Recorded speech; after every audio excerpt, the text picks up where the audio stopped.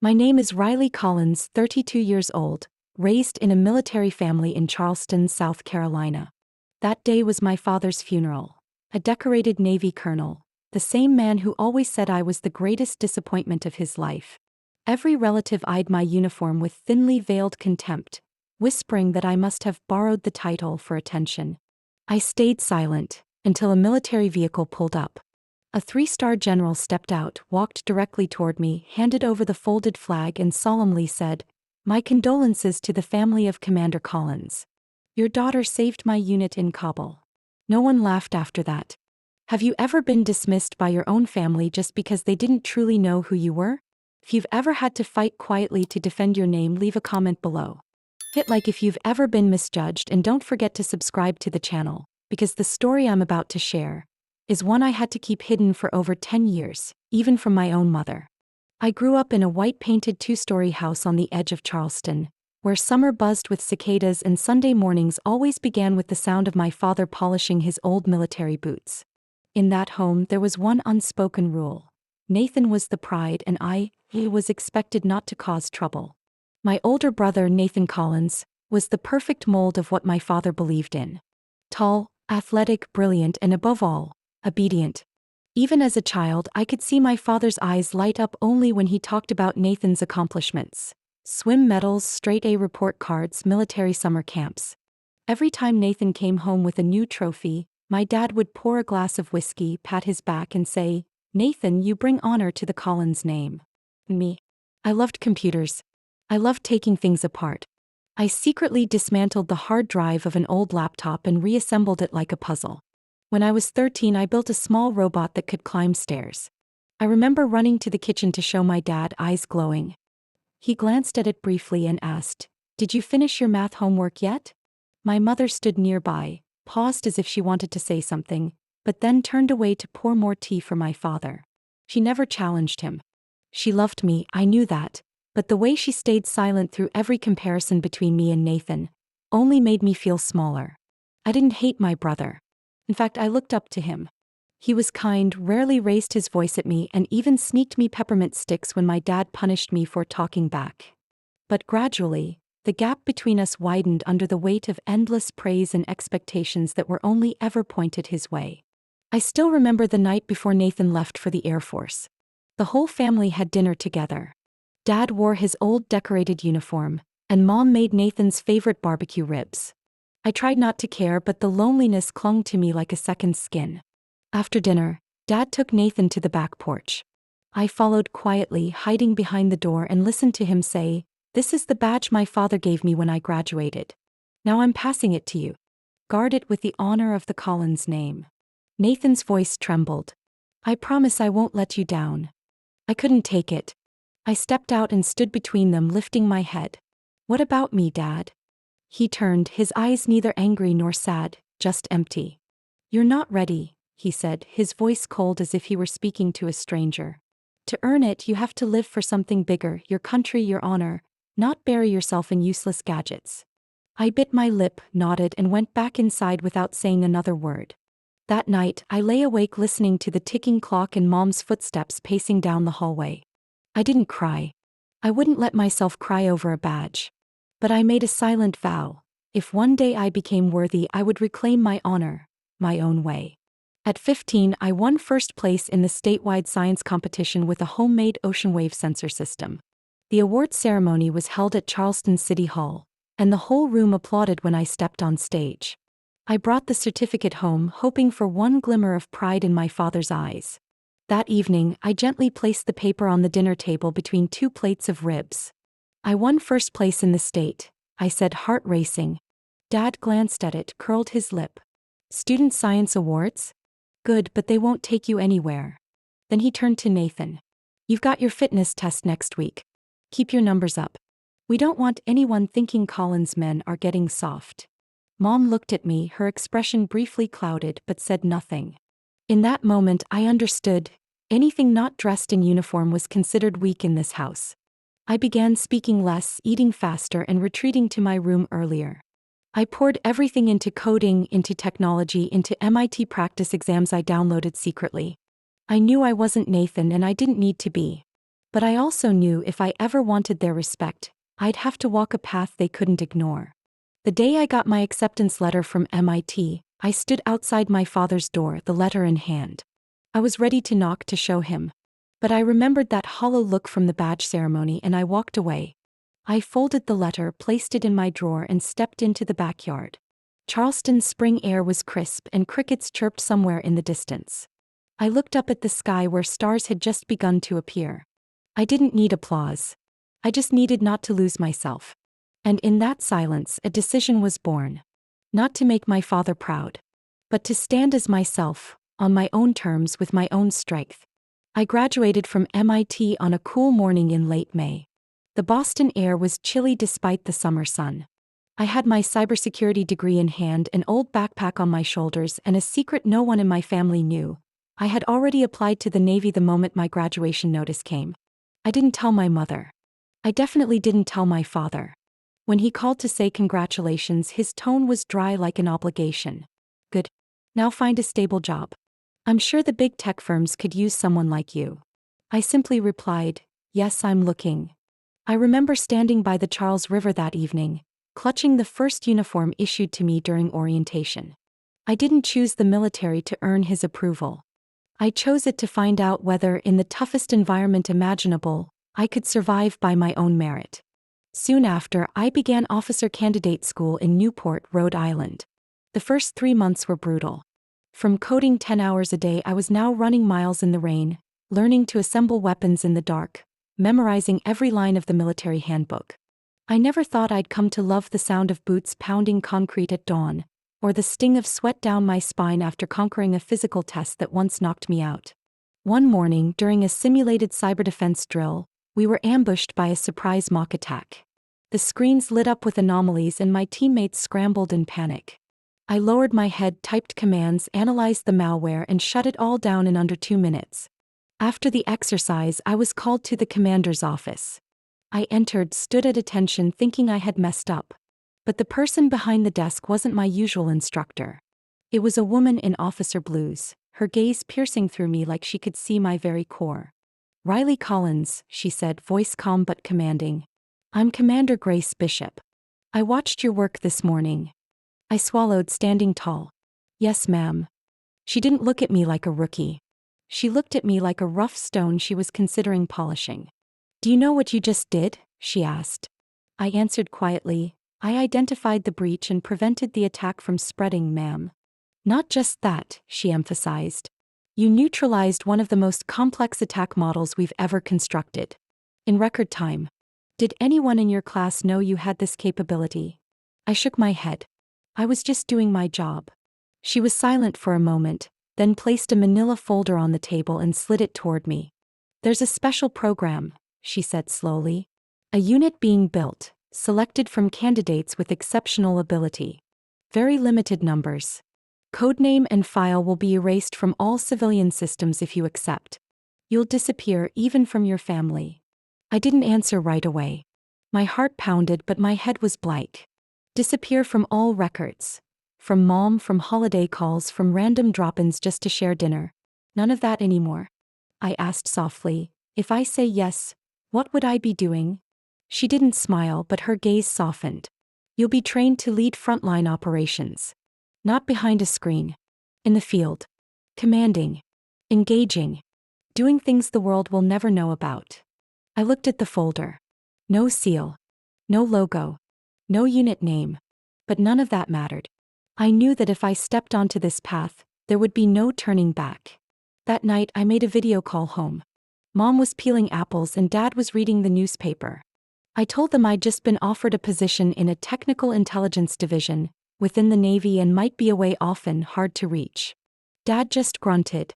As long as you're not guarding the base gate, fine. Mom looked worried. Are you eating enough? Don't forget your coat. It gets cold up north. I smiled. I'm fine. Everything's fine. 3 days later, I filed the application and signed a document hundreds of pages long, including one clause I had to read 3 times. Identity will be classified. All contact with relatives will be restricted or monitored. I signed.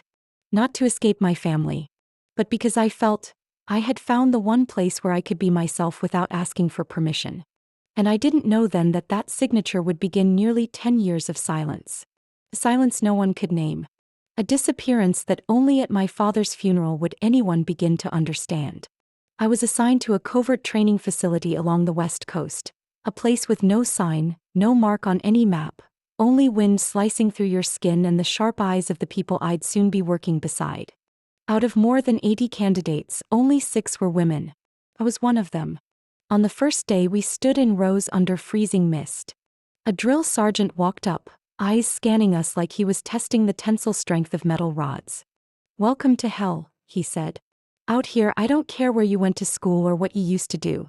I only care that when your teammate goes down I know who's going to pull them back up, and who's going to run."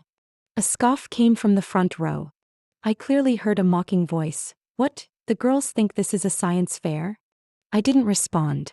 I was used to that tone. I didn't even glance over. I didn't need to prove anything with words. I just memorized that voice and waited. Training started at 4 a.m. with a 5-mile run on soft, wet sand. It sucked at our ankles and burned with cold. I wasn't the fastest, but I didn't fall behind. In the 2-mile swim after, I surged ahead, beating former college athletes. My lungs seared, ears ringing from the icy water, but I didn't stop. That night, while the unit studied terrain maps in dim light, I was assigned to lead the navigation segment across a complex route, using star positioning and mental calculations. When we got back to base, my boots were caked in mud, but I was the only one who hadn't strayed off the safe line. By the 3rd day, the whispers faded. No one welcomed me, but at least they weren't laughing anymore. Then Hell Week began. 5 days without sleep. Constant movement. Freezing conditions. Waves crashing. Instructors yelling. I can't even describe the pain in every muscle or the burning in my head while my body went numb. On the 3rd day, as we dragged a raft across windswept sand, I heard a crack in my chest.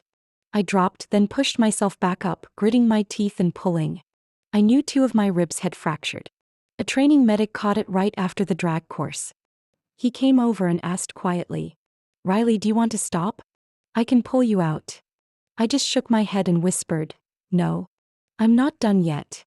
That night, we did an underwater navigation test in near-zero visibility. The water was rough and the current strong.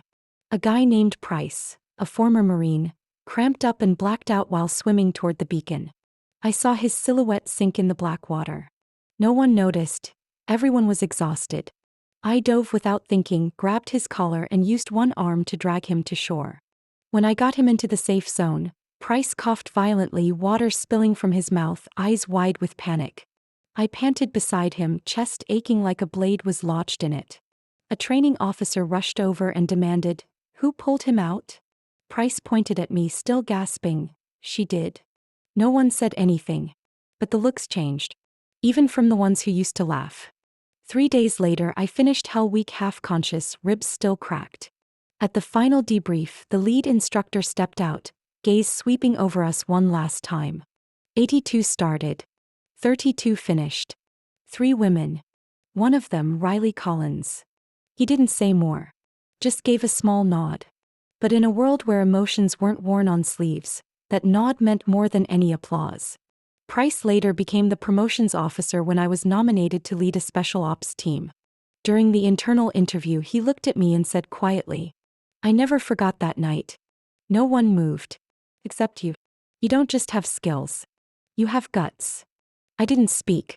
I just nodded, the same way my drill sergeant had once nodded to me. I knew that no matter how many skills I'd brought from MIT, I couldn't survive here without sweat, blood, and nights I thought I'd never get through. And from that moment on, the name Riley Collins wasn't followed by laughter anymore. It began to carry weight. A presence no one could ignore. I started going on missions no one was allowed to ask about. Each time I showed up in a deployment file, it was under Naval Intelligence designation, and the operations were classified at the highest level. I carried no name, no past, and certainly, no trace of family. From Afghanistan, Yemen, and Somalia to the border of Ukraine, I led special ops teams through missions that, if failed, would never appear in any report, and no one would be allowed to grieve. We moved in and out of the shadows, leaving behind liberated outposts, rescued hostages, and a silence no one was permitted to acknowledge. Every time I returned to the US, I would stop by home for a day or two if I could. My father was the same: tall frame, stern eyes, and a voice that always carried a note of condescension. During dinner, he'd talk about Nathan's achievements, past missions, or that time my brother escaped a snowstorm in Alaska with nothing but a map and a small knife. One time, while I was passing food to my mom, my father said something that pierced straight through me. "That paperwork unit you're in, I suppose it's fine," he said without even looking at me. "At least it's safe. You were never cut out for the field like Nathan." I paused for a moment, then smiled. Yes. I try to stay out of danger. I didn't tell him that just a month earlier, I'd taken shrapnel to my left shoulder while leading a counterattack in the mountains of Tora Bora. We were deployed to rescue a group of junior officers who'd been ambushed in a valley. When I arrived, the scene was chaos. Bullets flying from every direction. While assigning cover positions, I rushed forward and dragged a severely wounded soldier to safety. When I lifted his helmet to check his status, I froze. Beneath the blood and dust was the young face of a lieutenant named Ryan Mendenhall. He only managed to say one sentence before passing out. "My dad is General Mendenhall. Please don't let them know I went down." I didn't make a promise. I just got him out of the kill zone and kept directing the team. That day we lost 2 men. The rest survived. But no one outside the team would ever know what happened. A few weeks later, I returned to the States with a still aching shoulder and a black-stamped mission file. No press. No word to my family. Just a short message from an unknown number. "Lieutenant Ryan has recovered. General Mendenhall sends his thanks. No one knows your name. No one is allowed to." I slipped the phone back into my pocket and went home for the weekend. Mom had made my favorite chicken stew. Dad was chatting with old friends about his days on a carrier in the Mediterranean. When I walked in, he paused, nodded stiffly. "You're back." I nodded. "Took a few days off." "Still at the same place?" he asked, swirling his whiskey glass. I smiled. "Still in intelligence, sir." He smirked. "Paperwork and reports. Not bad. But not much to write home about either." I sat down and served myself. Mom watched me for a moment, then gently placed her hand on my shoulder. "What's wrong with your shoulder? You're moving a bit stiffly." I chuckled. Probably slept wrong. I couldn't tell her the shrapnel was still lodged in there even after surgery. Just like I couldn't say that a 3-star general's son was alive because I'd risked everything in the last 3 minutes of a gunfight. In my world, honor wasn't about applause or shiny medals. It was about quietly doing what's right, whether anyone noticed or not. And my father kept talking about Nathan. How he'd crushed his physical assessment. How he almost froze at Camp Garrison. I folded my napkin and stood to clear the plates. "Riley," he called as I passed by. I turned. "Ever thought about applying for real field duty?" he asked, his voice unusually soft. I looked him in the eye, calm. "I think I'm exactly where I'm meant to be." He said nothing more. And I knew at that dinner table some things, if not tied to bloodlines, would never be recognized. But I didn't need their approval. I only needed to know I hadn't turned away from what was right. I got the news of Nathan's death on a cold morning at Coronado. The encrypted line rang 3 times and dropped. A single message flashed: "Pilot Nathan Collins, Kia, Anchorage Region, Alaska." I froze. My chest tightened, not pain, not shock, just a void too deep to touch. 36 hours later, I stood in Charleston. The flag-draped coffin lay still inside an old stone chapel. Relatives filled the pews. Quiet sobs mingled with stories of Nathan's heroism. They called him a hero, and he was. But what no one knew was that he shouldn't have died that day. I stayed at the back, hands in my coat pockets, no uniform, no rank, no sign I'd ever seen the same war zones he had. Mom clutched Nathan's photo in the front row, tears streaming. Dad stood beside her, gaunt-faced, his eyes icy whenever they brushed past me. As the ceremony ended and people started to move toward the cemetery, I overheard Dad talking to an old friend. Nathan was the real one. He understood duty and sacrifice. Not like some keyboard warrior calling it combat. I didn't react. I'd grown used to being the shadow beside the family's golden icon. But that night, alone in my old room, I reopened my encrypted folder. A short analysis popped up. Nathan's flight navigation signal had been compromised from inside the system. His flight path and location were leaked more than 3 hours in advance. It wasn't an accident. It was a targeted breach. And it got my brother killed. I traced the breach. The system flagged an internal IP, registered to someone with mid-level clearance. After 2 nights of digging, I found him, Captain Harold McKay, my father's longtime aide. The man who once dined at our table, clapped Nathan on the shoulder like a second son. The data was enough to trigger an internal security probe. But when I submitted the file, all I received was, sender identity not verifiable. File sealed under security protocol. No formal inquiry possible without an on-site witness. I called the priority line. A woman's voice answered after 2 rings. Confirm call sign. Tango Echo 49. Collins Riley. Special Tactics Commander, I said. Apologies. Collins' file is under Special Non-Disclosed. Foreign Acting Authority Restricted. You cannot initiate internal prosecution under this ID. I hung up, staring at the cold screen. If I wasn't recognized in the system, I'd have to act like I didn't exist. I returned to base and met with Commander Grace Bishop the next morning. She looked at me like she already knew what I hadn't said. I need access to Syria. First-tier response unit at Deir ez-Zor, I said. She didn't ask why. Just sat silently for a moment, then pulled out a map marked in red. McKay will be present during a logistics handoff next month. He's managing transfers from Basra port into the border region. If you want proof, that's the only time he won't be shielded by administrative protocols. I nodded, taking the deployment order.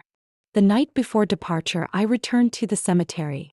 Nathan rested beneath the red earth, a stone above him engraved with his name and the words, "A son of the nation." I sat down, placed my hand on the cold edge of the gravestone.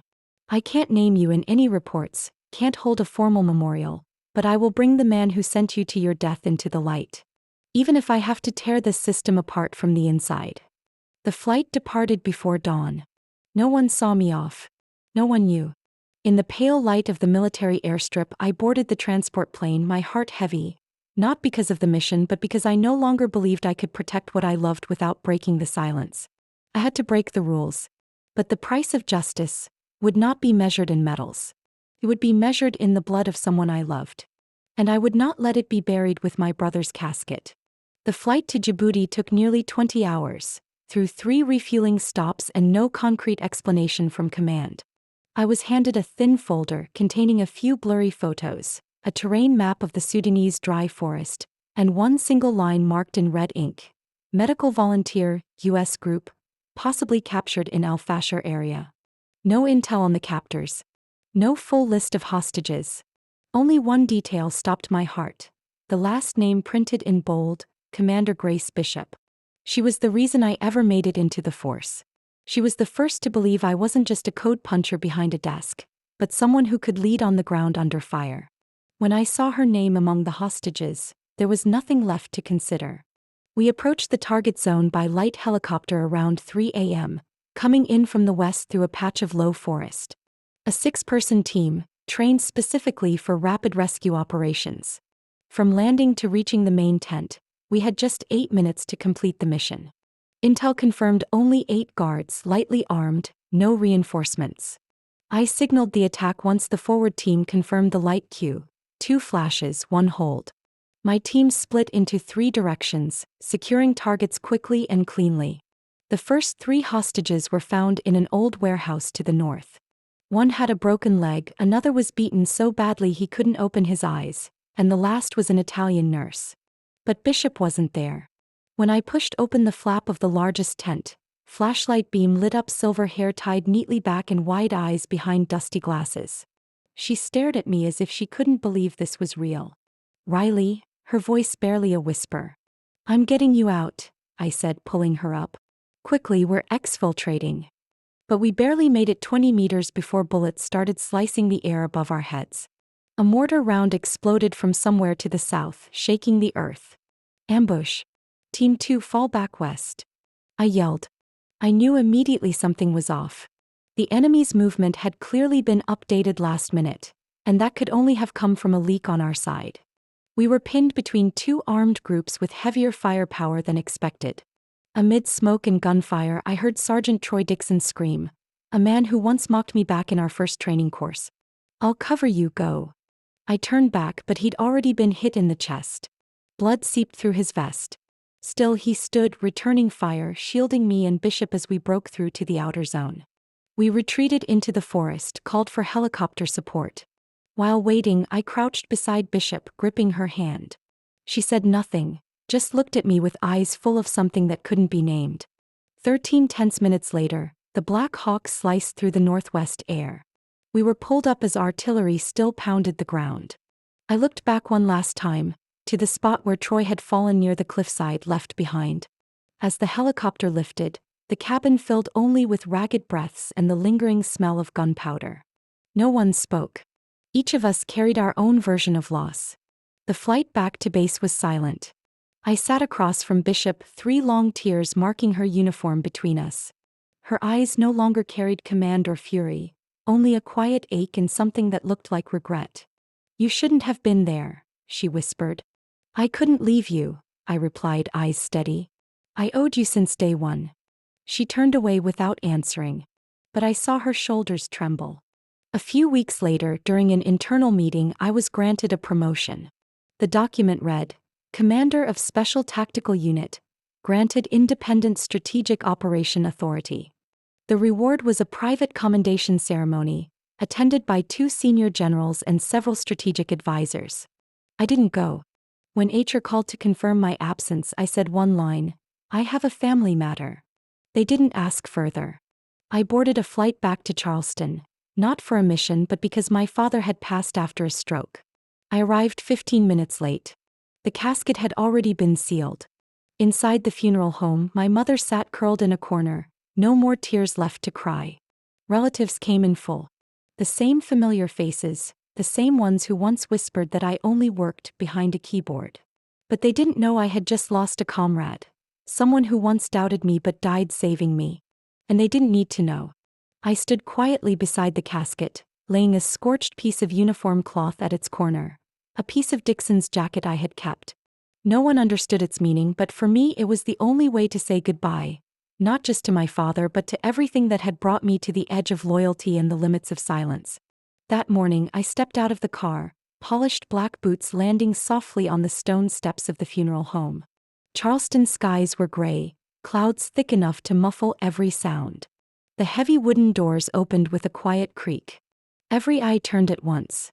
I wore the formal dress uniform of the Special Forces, navy blue, rank bars clear on the shoulders. A small rack of medals lay neatly over my left chest, not flashy, not shiny, but each one a sliver of years lived on the edge of life and death. Light shimmered off the ceremonial saber at my side, casting a hush over the murmuring crowd. I walked slowly down the aisle, chin held high, avoiding no one's gaze. Conversations halted. A few faces I hadn't seen since childhood. Some eyes widened. Whispers couldn't lower in time. My mother sat in the front row, eyes hollow from days of grief.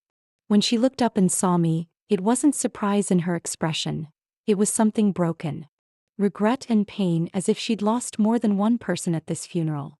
Beside her stood the American flag-draped coffin, solemn and still.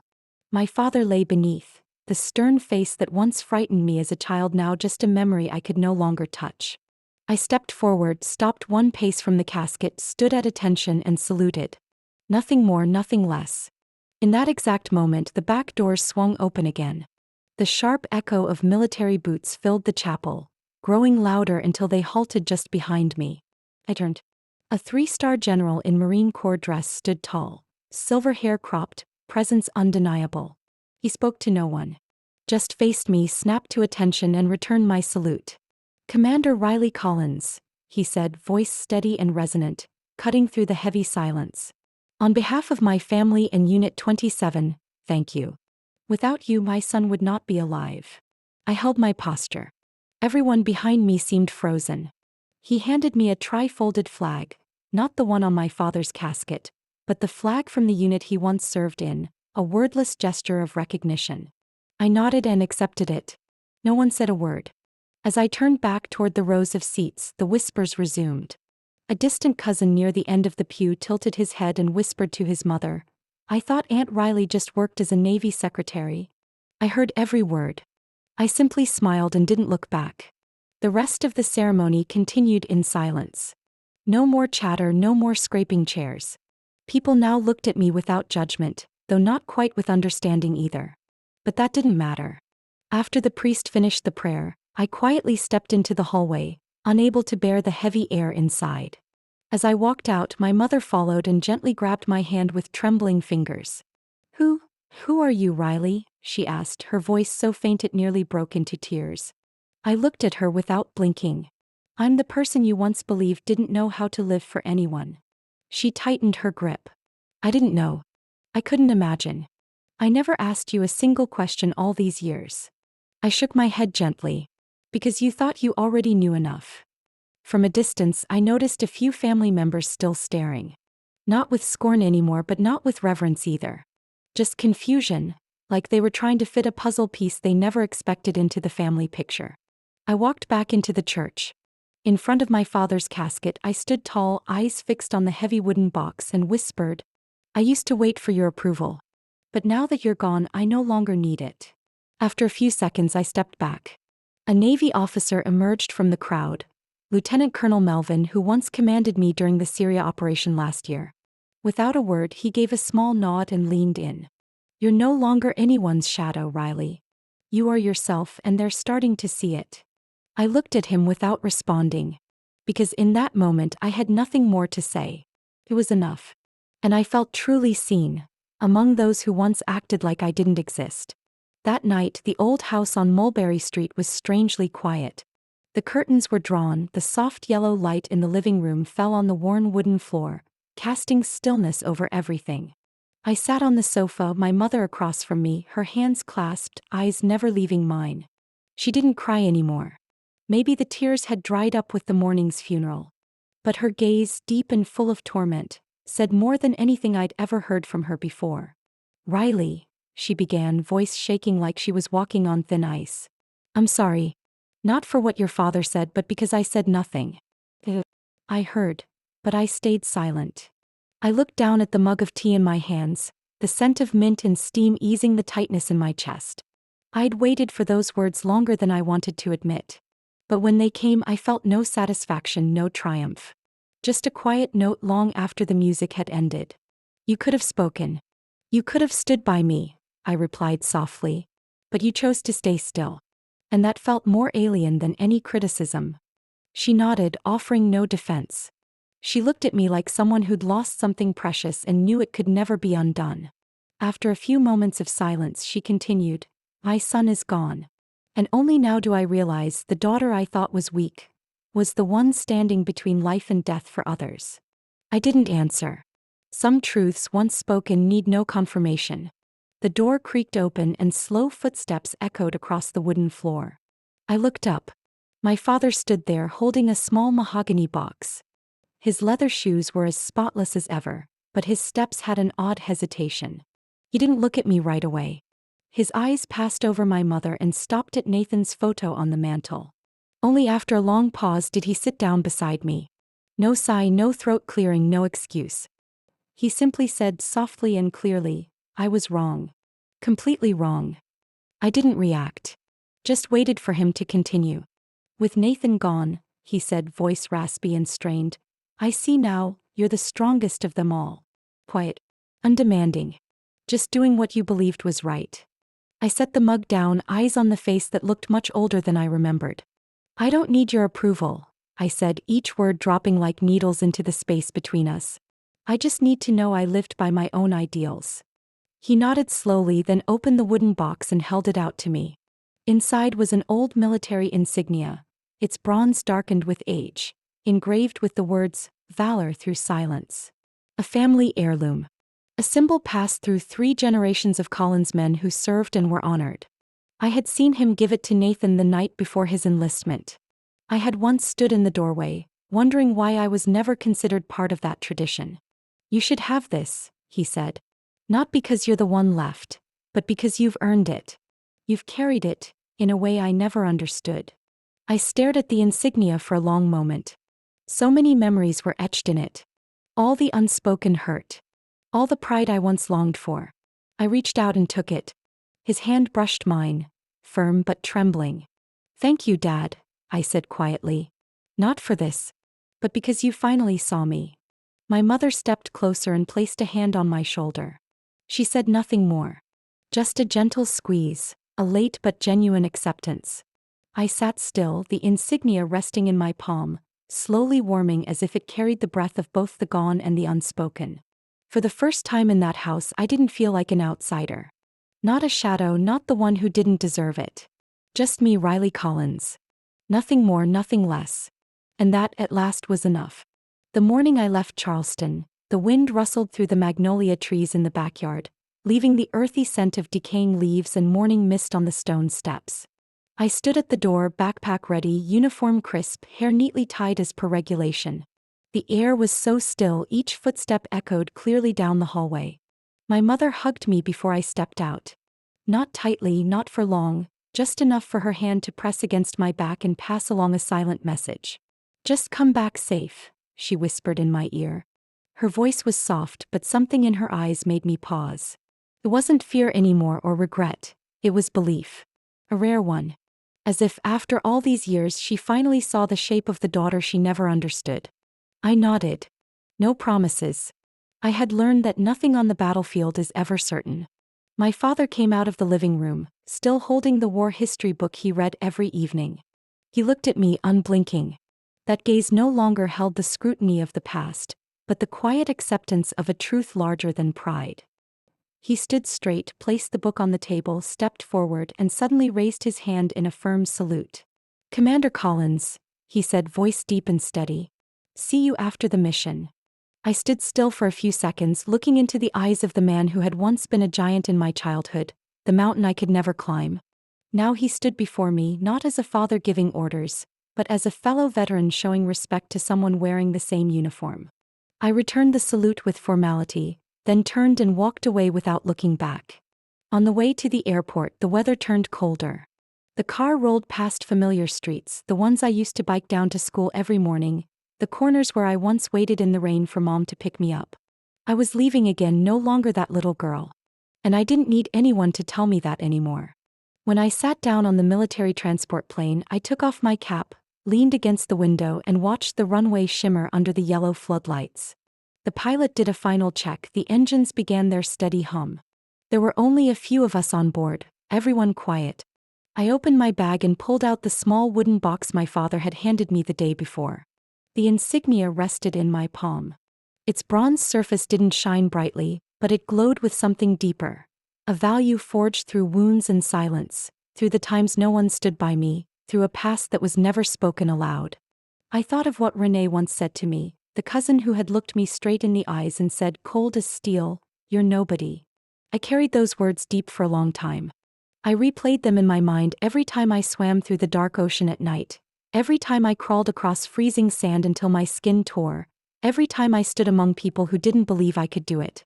I won't deny those words had power, because they fueled me to be more determined, tougher, hungry to step out of everyone's shadow.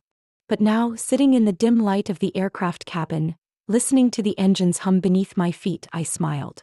I didn't need to prove anything anymore.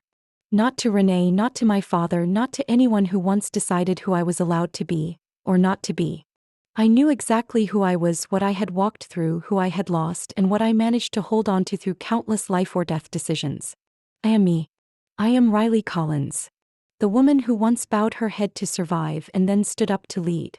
A commander, a teammate, the one who reaches back to pull others from the edge, and sometimes the one who breaks quietly when no one's watching. I live without needing permission to be great. As the plane began to move, I gripped the insignia tighter in my hand and closed my eyes. A new mission awaited. Once again I would walk into the dark as I always had. But I wasn't walking to be seen. I was walking because I had already found myself. And that was enough to make sure I'd never again let anyone else define who I was. What do you think of my story? Of the journey of a woman once treated as invisible, who ended up being saluted at her own father's funeral. Have you ever been underestimated, just because someone thought they already knew everything about you? I believe all of us have lived through moments of being dismissed, holding back tears during meals filled with comparisons. But what makes us different isn't what they see. It's who we choose to become even when no one is watching. If this story touched something deep inside you, leave a comment below. I want to hear your story because sometimes courage begins simply by being heard. And don't forget to subscribe to this channel so you won't miss the stories to come. Stories about family, about choices, and about the quiet strength of those who carry the weight of silence. Because sometimes the ones called weak are the very people holding the world together.